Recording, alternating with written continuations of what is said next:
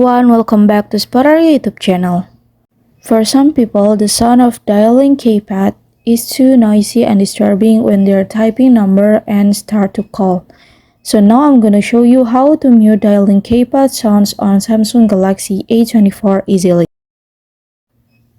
Okay, first thing first, go to settings menu. And then scroll down. And then go to sounds and vibration. And then go to system sound.